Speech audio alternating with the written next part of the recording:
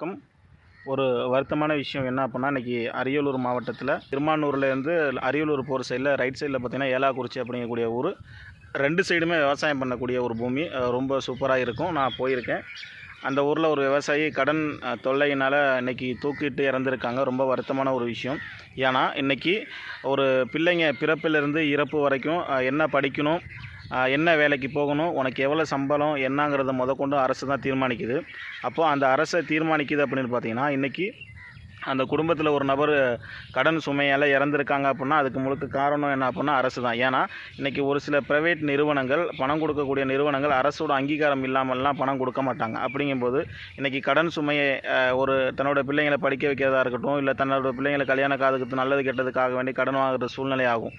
அப்போ அந்த மாதிரியான சூழலில், ஏன்னா இது வந்து விவசாயம் சார்ந்த பூமி, 2 புறமும் விவசாயம் ரோட்டில் 2 சைடுமே விவசாய பூமி. அப்போது அங்கே நில வளம் இருக்குது, மனித வளமும் இருக்குது. நீர் வளத்தை மட்டும் ஏற்படுத்தி கொடுத்தோம் அப்படின்னா 2 போகம் 3 போகம் விவசாயம் பண்ணுறதுக்கான சூழ்நிலையாகும். அப்போ விவசாயம் பண்ணக்கூடிய நபர்கள் அந்த தானியங்களை அரசு கொள்முதல் பண்ணுது. அப்போ அரசு கொள்முதல் பண்ணும்போது அவங்க விவசாயிகளுக்கான வருமானத்தை கொடுக்குற மாதிரியான சூழ்நிலை ஆகுது. அதானே உண்மை. அப்படிங்கும்போது அந்த விவசாயம் பண்ண பொருளை வந்து அரசு கொள்முதல் பண்ணிக்குது, அந்த பணத்தை மக்கள்கிட்ட கொடுத்துருது. அப்போ மக்கள் யாருக்கிட்டையும் கடன் வாங்கணுங்கிற சூழ்நிலை இல்லையே. அப்போது காசு பணம் இல்லை அப்படிங்கிறதுக்காண்டி தானே கடன் வாங்குகிற சூழ்நிலைக்கு தள்ளப்படுது.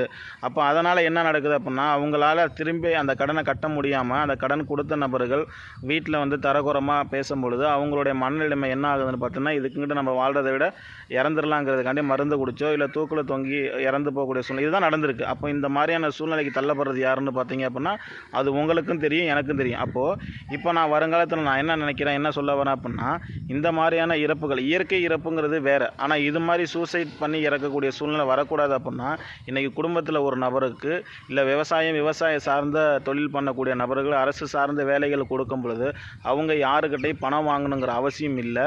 அப்போ இந்த மாதிரியான உயிர் இழப்பு ஏற்படுறதுக்கான சூழ்நிலை இல்லைங்கிறத இதில் நான் பதிவு பண்ணுறதுல கடமைப்பட்டிருக்கேன்.